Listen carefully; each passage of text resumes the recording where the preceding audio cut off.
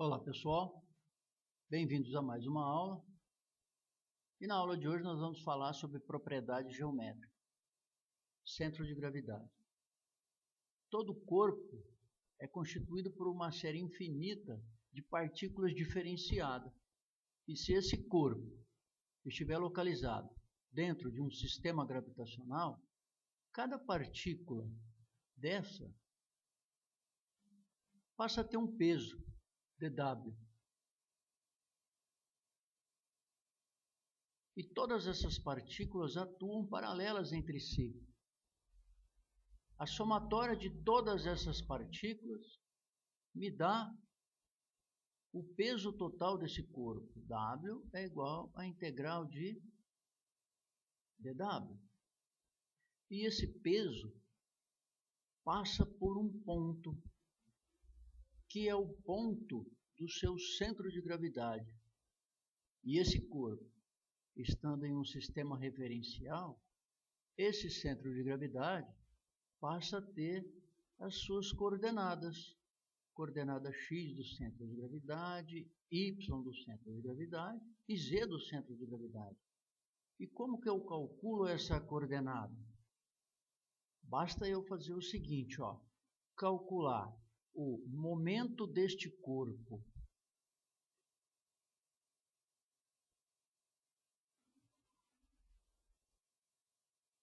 com relação ao eixo que define o centro de gravidade e igualar ao momento estático nesse mesmo eixo.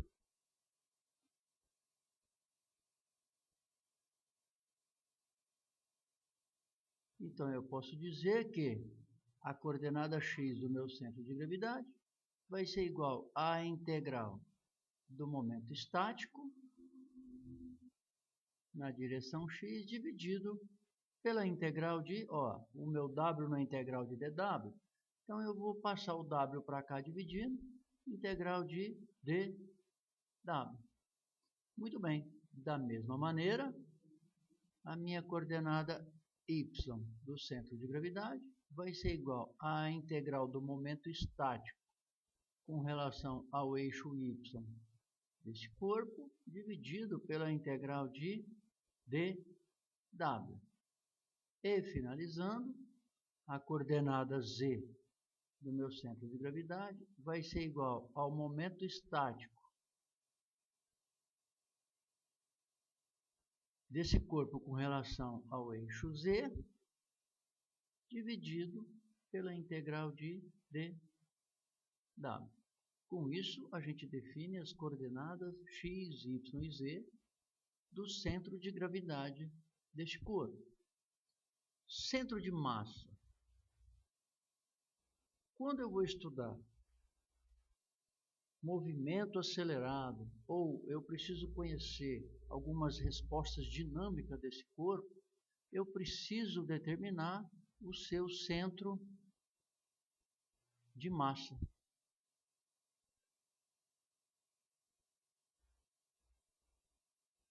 Todo corpo possui uma massa. E para eu calcular uma força, que foi o dW, o que eu faço? Eu pego a minha massa e multiplico pela aceleração da gravidade.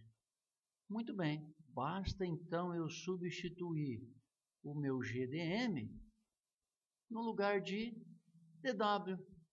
Ora, mas o meu G não é uma constante? Essa constante aqui, nessas integrais, se anulam. Então, a minha coordenada x do centro de massa é igual à integral de x dm dividido pela integral de dm.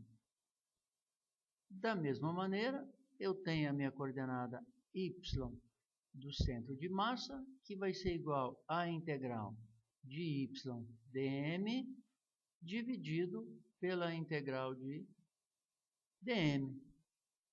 E por fim, a minha coordenada z do centro de massa é a integral de z dm dividido pela integral de dm.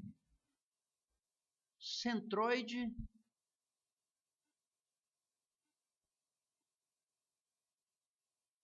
de um volume. Olha, se um corpo é feito de material homogêneo, então esse corpo possui uma densidade, e essa densidade passa a ser constante. E como que eu calculo a minha massa? Não vai ser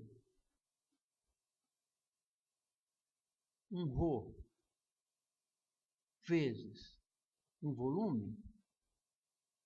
Ó, a densidade vezes o volume. Eu passo a ter a minha massa. Muito bem. Basta então eu substituir o meu ρ dV no lugar de dm. Olha, da mesma maneira que aconteceu em cima. O meu ρ não é uma constante? Nas integrais, elas se anulam. Então, a minha coordenada x do centro de volume vai ser igual à integral de x dv dividido pela integral de dv. A minha coordenada y do centro de volume é igual à integral de y dv dividido pela integral de dv. E a minha coordenada z do centro de volume é igual à integral de z dv dividido pela integral de dv. Muito bem, vamos fazer um exercício para a gente fixar melhor o que nós acabamos de ver. Eu já deixei o enunciado pronto. E ele está pedindo para determinar o centro de volume de um cone de raio R e altura H. Olha, eu posso desenhar esse cone de várias maneiras. Eu desenhei de forma que o vértice do meu cone ficasse na minha origem. A minha coordenada 0, 0, 0 está no vértice do meu cone. Se ela está no vértice, eu posso dizer que o centro de volume com relação ao eixo X e o centro de volume com relação ao eixo Z vale zero. Por quê? Porque são dois eixos de simetria. Concorda? Olha, não é um eixo de simetria. No ponto que eu passar a adotar a minha origem, eu sempre vou ter a minha coordenada 0, 0 no centro da circunferência do meu cone. Muito bem. Então, só basta eu determinar o ponto com relação ao meu eixo Y. O que eu fiz? Eu fiz um corte longitudinal no meu cone e vou descrever um triângulo retângulo onde a base do meu triângulo vai valer o raio e a altura do meu triângulo é referente à altura do meu cone. Eu peguei um diferencial qualquer ao longo do meu eixo Y, que eu chamei de dy. Como que eu calculo o volume dessa faixinha aqui dy? Olha, eu preciso saber quanto que vale esse raio, não é? Porque não vai ser a área da circunferência vezes a espessura dy para calcular o volume? Muito bem. Quanto que vai valer esse raio? Opa, esse raio eu preciso saber qual que é a medida dele. Muito bem, eu posso fazer por semelhança de triângulo. Olha, o meu raio menor está para y, assim como o meu raio maior está para h. Então, o meu raio menor vai ser igual ao meu raio maior vezes o meu y dividido por h. Muito bem. Como que eu calculo o volume desse diferencial? Olha, o meu dV vai ser igual à área da circunferência, π vezes r ao quadrado, vezes a espessura, dy. Olha, mas esse r aqui, eu não calculei ele aqui. Então, eu substituo o que eu acabei de calcular no r ao quadrado. Muito bem. Então, a minha posição y do centro de volume vai ser igual à integral. A minha integral agora passa a ter extremos. Vai de 0 a h. Muito bem. Então, vai ser minha integral de 0 a h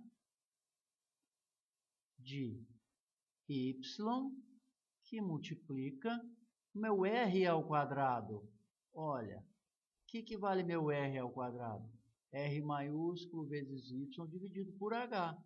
Então, vai valer R maiúsculo vezes y dividido por h.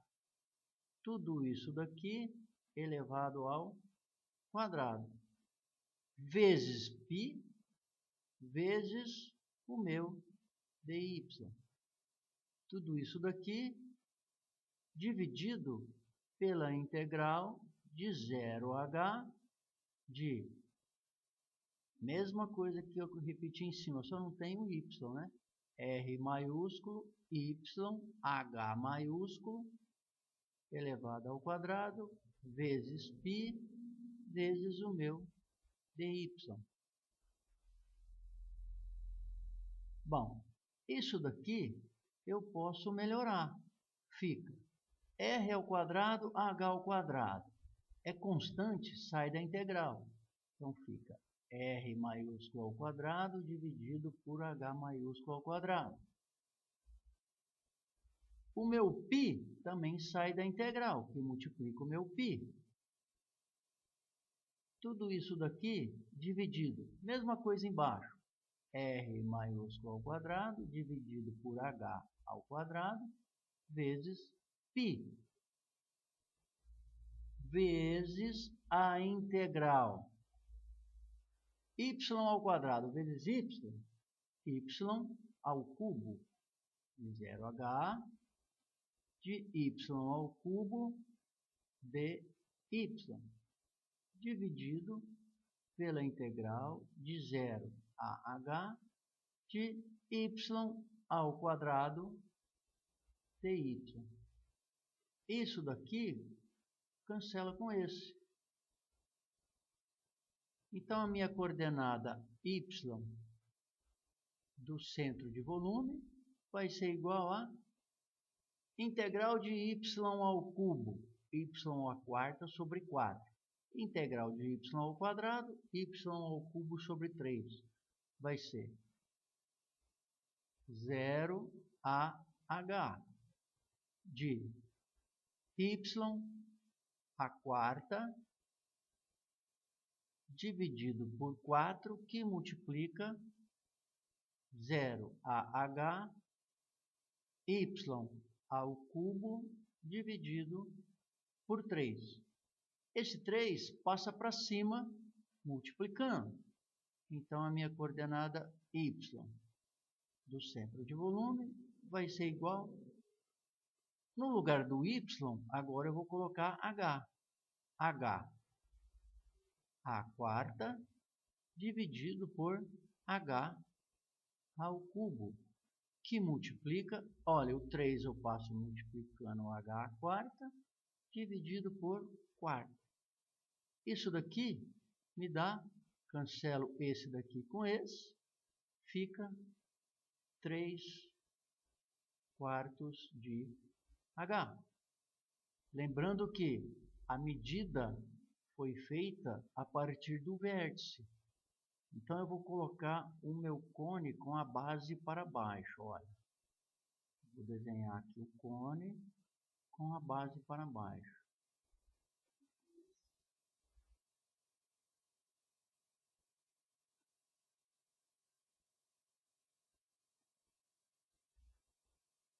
Quanto que vale o centro de volume? O centro de volume vale, se eu medir